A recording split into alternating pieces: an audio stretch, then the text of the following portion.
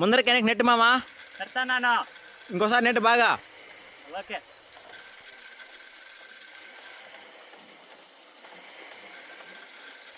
కొంచెం టైట్గా వస్తుంది. ఏదో ఇదేదో గుడ్డ లోపల గుడ్డు ఉండిపోయింది. అది రే పైపు లోపలికి గుడ్డలు ఎలా పోయినాయి?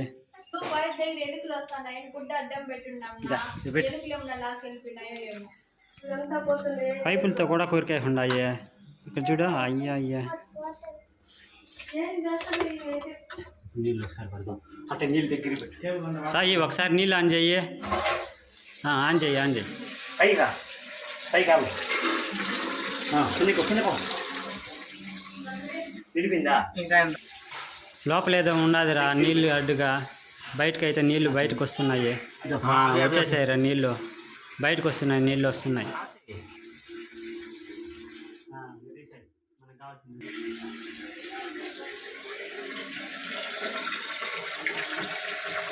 హాయ్ ఫ్రెండ్స్, నేను మీ కిషోర్. మీరు చూస్తున్నారు Kishore electrical and welding work YouTube channel.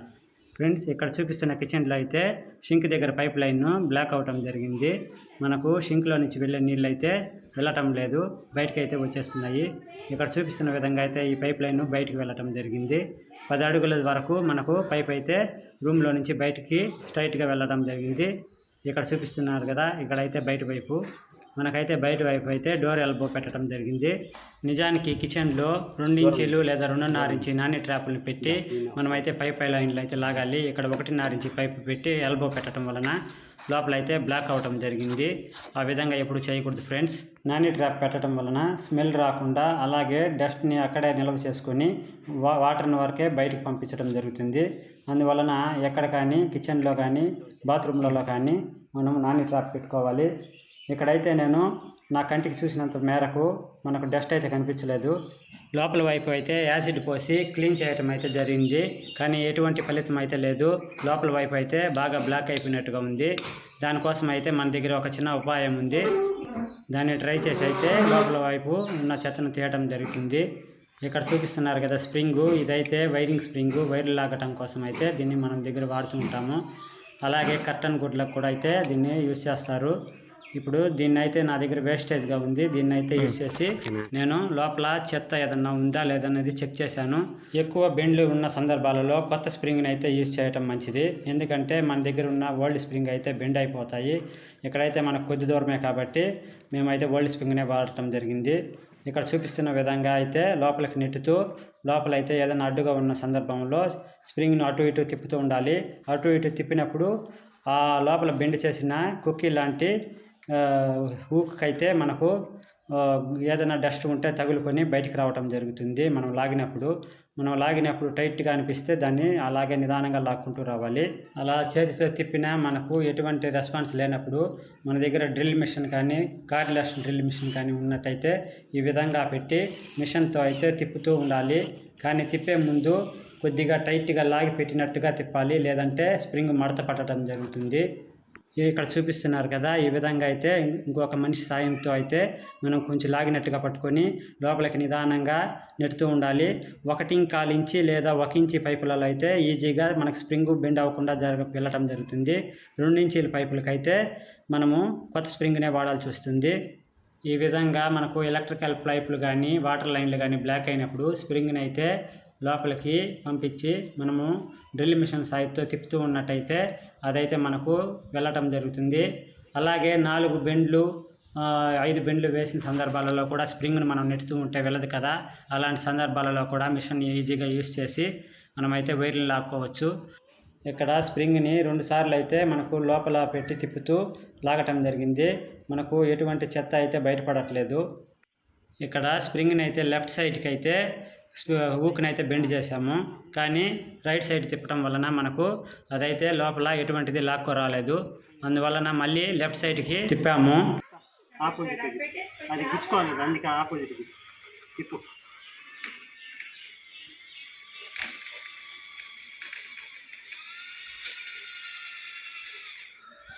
ఇలా తిప్పుతూ ఉన్న సందర్భంలో అయితే మనకు స్ప్రింగ్ కొద్ది టైట్గా అనిపించడం జరిగింది. దానివల్ల నిదానంగా బయటికి లాగటం అయితే చేశాము. స్ప్రింగ్ని లాగే సమయంలో మనకు గుడ్డ మొక్కను అయితే చుట్టుకొని రావటం జరిగింది. ఇక్కడ చూస్తున్నారు కదా, లోపల అయితే మనకు ఒక గుడ్డ మొక్క అయితే ఉండటం జరిగింది. ఇక్కడ చూపిస్తున్నది అయితే లోపల ఉన్నది. ఇదైతే ఇంట్లో వాళ్ళని అయితే అడిగినప్పుడు సింక్ దగ్గర ఉన్న ఫ్లెక్సిబుల్ పైప్కి అయితే హోల్స్ పెట్టి బయటికి వస్తున్నాయని వాళ్ళైతే గుడ్డను అడ్డంగా పెట్టడం జరిగింది. కానీ ఎలుకలు లోపలికి తీసుకెళ్ళిపోయి ఉంటాయని వాళ్ళైతే చెప్పడం జరిగింది. మళ్ళీ ఒకసారి మేమైతే స్ప్రింగ్ని లోపల పెట్టి తిప్పుతూ ఉండటం అయితే జరిగింది. తిప్పుతూ వాటర్ని అయితే ఆన్ చేసి ఈ విధంగా చేయటం వలన మనకు లోపల ఇంకా ఏదన్నా ఉంటే డస్ట్ అనేది వాటర్తో కూడా బయటకు వచ్చేయటం జరుగుతుంది. చూడండి, ఇక్కడైతే డస్ట్ రావటం అయితే జరిగింది. ఇలా 2-3 సార్లు చేసి మళ్ళీ తర్వాత అయితే ఇలానే చేసాము. స్ప్రింగ్ లోపల మనకి అటు ఇటు తిరుగుతూ ఉండటం వలన పైప్ కానుకొని ఉన్న డస్ట్ కూడా మనకు క్లీన్ అయిపోవటం జరుగుతుంది. ఈ విధంగా కిచెన్లో కానీ అలాగే బాత్రూమ్ పైప్ లైన్లు కానీ మనకు ఎక్కడైనా మనం ఈజీగా క్లీన్ చేసుకోవచ్చు. స్ప్రింగే కాకుండా మనకు పైపులు బెండ్ అయ్యే విధంగా పైపుల్ని కూడా మనము సన్నటి పైపులతో కూడా అయితే ముందుకు వెనక నెడుతూ ఉన్నట్టయితే మనకు ఈజీగా క్లీన్ చేయడం అయితే చేసుకోవచ్చు. అది మనకు డోర్ ఎల్బోలు ఉన్న సందర్భాలలో అయితే చేయనవుతుంది. ముందు కాలంలో ఎక్కువ వాడకం ఉండకపోవటం వలన 1 కాలు లేదా 1.5 ఇంచు వేసేవాళ్ళు. ఇప్పుడైతే ఖచ్చితంగా 2 ఇంచులు లేదా 2.5 ఇంచు పైపులను అయితే వేసుకోండి. అలాగే నాని ట్రాప్ను ఖచ్చితంగా వాడటం అయితే చేయండి. ఇక్కడ చూస్తున్నారు కదా, ఈ విధంగా అయితే స్ప్రింగ్ని ముందుకు వెనక్కి మిషన్ సాయంతో అయితే తిప్పుతూ లోపలికి అటు ఇటు నెట్టుతూ ఉండటం వలన మనకు లోపల వైపు అయితే డస్ట్ అనేది బాగా క్లీన్ అయిపోతుంది. తర్వాత అయితే మనకు ఎటువంటి ప్రాబ్లం అయితే ఉండదు. బాత్రూమ్ పైప్ లైన్లలో అయితే వెంట్రుకలు అలాంటి డస్ట్ అయితే చేరిపోతుంది. వాటిని కూడా స్ప్రింగ్ సాయంతో అయితే మనం ఎండులో అయితే కొక్కిలాగా చేసుకొని వెంట్రుకలు అయితే లాగేయవచ్చు. స్ప్రింగ్తో క్లీన్ చేయటం తర్వాత వాటర్ని అయితే మళ్ళీ ఒకసారి ఆన్ చేసుకొని మేమైతే చెక్ చేసుకున్నాము. మనకైతే నీళ్లు బయటకు రాలేదు, నీట్గా అయితే వెళ్ళిపోవటం జరిగింది.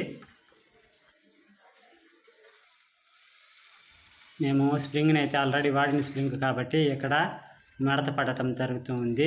మీరు కొత్త స్ప్రింగ్ని తెచ్చుకొని ఈ విధంగా అయితే క్లీన్ చేసుకున్నట్టయితే స్ప్రింగ్ మెలికి పడకుండా మనకు 2 నుంచి 2.5 ఇంచు వరకు కూడా క్లీన్ చేసుకోవడానికి వీలవుతుంది.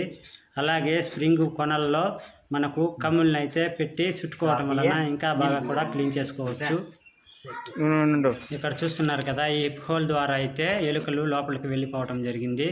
ఈ పైప్ని అయితే ఇక్కడ కట్ చేసి కొత్త పైపు వేయటం జరిగింది. అలాగే లోపల కిచెన్ దగ్గర కూడా ఫ్లెక్స్ పైపులు అయితే చేంజ్ చేశాము.